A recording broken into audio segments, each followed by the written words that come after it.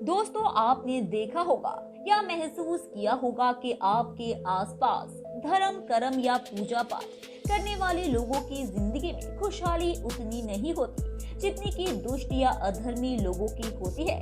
और ये सब देखकर आपके मन में भी कभी न कभी ये सवाल जरूर उठा होगा कि आखिर अच्छे लोगों के साथ बुरा क्यों होता है। परंतु आज के अधिकतर इंसानों में इस रहस्य के बारे में नहीं जानते, जिसका सबसे बड़ा कारण है धर्म ग्रंथों को लिखे सही से पढ़ते नहीं या फिर उन पर लिखी हुई बातों पर वे विश्वास नहीं करते। आज की इस पोस्ट में हम जानेंगे अच्छे लोगों के साथ बुरा क्यों होता है, जिसका वर्णन भगवान श्री कृष्ण भागवत गीता में विस्तार से कर चुके हैं। जी हाँ, एक बार की बात है, अर्जुन भगवान श्री कृष्ण के पास आए और बोले, हे वासुदेव नारायण, कृपया करके मुझे ये बताइए कि अच्छे लोगों के साथ बुरा ही क्यों होता है जबकि बुरे लोग हमेशा खुशहाल दिखते हैं। अर्जुन के मुख से ऐसी बातें सुनकर श्री कृष्ण जी मुस्कुराते हुए बोले, हे पार्थ, मनुष्य जैसा दिखता है या फिर महसूस करता है वास्तव में वैसा कुछ नहीं होता, बल्कि अज्ञानतावश वह सच्चाई को समझ नहीं पाता। फिर कथा सुनाते हुए श्री कृष्ण बोले, बहुत समय पहले की बात है, एक नगर में दो पुरुष रहा करते थे। उनमें से एक पुरुष व्यापारी था। उनके लिए अपने जीवन में धर्म और नीति के बहुत महत्व थी और वह पूजा पाठ और भगवान की भक्ति में बहुत विश्वास करता था। चाहे कुछ भी हो जाए वह मंदिर जाना नहीं भूलता था और ना ही दान धर्म आदि किसी भी प्रकार की कर्म में कोई कमी करता था। वहीं दूसरी ओर उस नगर का दूसरा पुरुष पहले पुरुष से कर्म उसके बिल्कुल विपरीत थे। वह पुरुष प्रतिदिन मंदिर तो जाया करता था, लेकिन पूजा पाठ के उद्देश्य नहीं बल्कि मंदिर के बाहर से चप्पल एवं धन चुराने के उद्देश्य से मंदिर जाया करता था। उसे दान धर्म नीति आदि किसी से कुछ लेना देना नहीं था। इसी तरह समय बीतता गया और एक दिन उस नगर में जोर से बारिश हुई, जिसकी वजह से उस दिन नगर के मंदिर में पंडित के अलावा और कोई नहीं था। ये बात जब दूसरे पुरुष को पता चली तो उसके मन में ख्याल आया, अभी सही मौका है मंदिर में धन को चोरी करने के लिए। और वह बारिश में ही मंदिर पहुंच गया और वह व्यक्ति मंदिर पहुंचकर उस पंडित की नजरों से बचकर मंदिर के सारे धन और जेवरात चुरा कर वहां से निकल गया। उसी समय धर्म कर्म में विश्वास रखने वाला दूसरा पुरुष भी मंदिर पहुंचा और भगवान के दर्शन किए, परंतु दुर्भाग्य से मंदिर का पुजारी उस दूसरे पुरुष को ही चोर समझ बैठा और शोर मचाने लगा। शोर सुनकर मंदिर में भीड़ जमा हो गई और सभी लोग उस भले पुरुष को चोर समझ बैठे और उसे अपमानित करने लगे।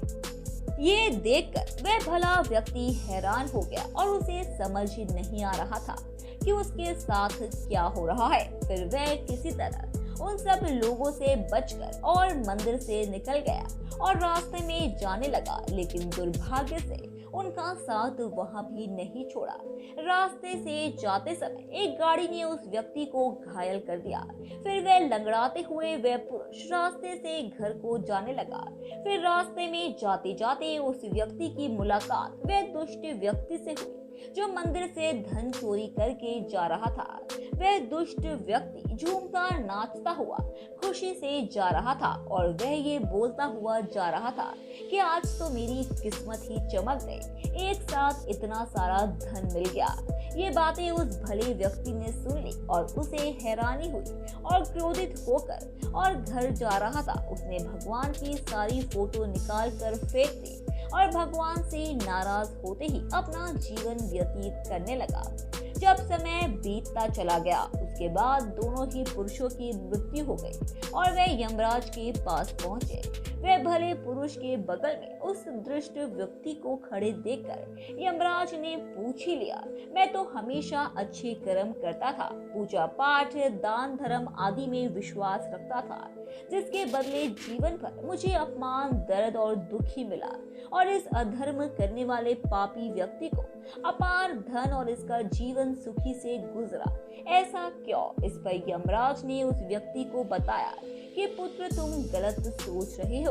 जिस दिन तुम्हें गाड़ी से टक्कर लगी थी उस दिन वास्तव में तुम्हारे जीवन का आखिरी दिन था, परंतु तुम्हारे किए गए अच्छे कर्मों के कारण ही तुम्हारी मृत्यु एक छोटी सी दुर्घटना में परिवर्तित हो गई और इस दुष्ट व्यक्ति के किस्मत में राजयोग था, परंतु इसके दुष्ट कर्मों की वजह से इसका राजयोग एक छोटे मोटे धन की चोरी में ही बदल कर रह गया।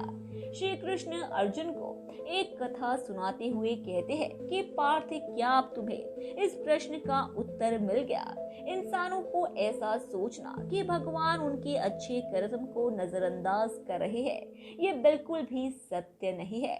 भगवान हमें क्या किस्मत में दे रहा है ये लोगों को समझ में नहीं आता, लेकिन अगर आप अच्छे कर्म करते हैं तो भगवान की कृपा सदैव आप पर बनी रहती है। इसलिए मनुष्य को चाहिए कि जीवन में अपने अच्छे कर्म करते हैं। भगवान श्री कृष्ण गीता में भी बताते हैं कि किसी के द्वारा किया गया कर्म बेकार कभी नहीं जाता, भले ही कर्म अच्छा हो या बुरा।